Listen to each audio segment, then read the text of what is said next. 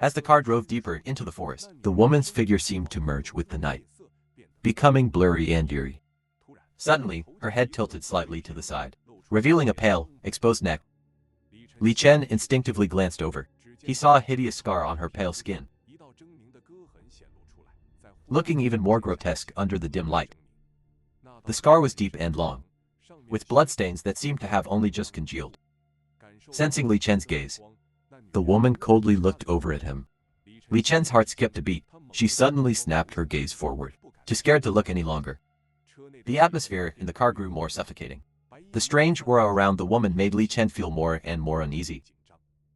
"This road sure has a creepy vibe," Li Chen said, trying to sound casual, hoping to break the heavy silence. But the woman remained silent. Outside, the forest was dark and deep, with shadows from the trees stretching into the car.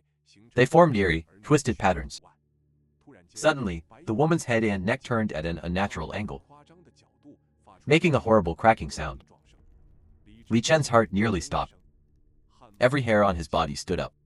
But he couldn't look, and he couldn't make a sound. He felt her cold eyes boring into him, as if they could pierce his very soul. In that moment, it felt like the whole car was swallowed by endless darkness. Only her white clothes flickered faintly in the dark. "You know what? This place used to be a mass grave." Her voice was ghostly and distant, like it came from the depths of hell. "All the people who died here are stuck, unable to leave." Li Chen's throat tightened. He opened his mouth, but his voice came out hoarse and weak. The woman's figure blurred in the dark, like a mist spreading throughout the car. She reached out and touched Li Chen's shoulder. Li Chen felt an icy chill run through him, as if thousands of cold spirits were crawling under his skin. "Driver, you're a good person. Don't come here at night again."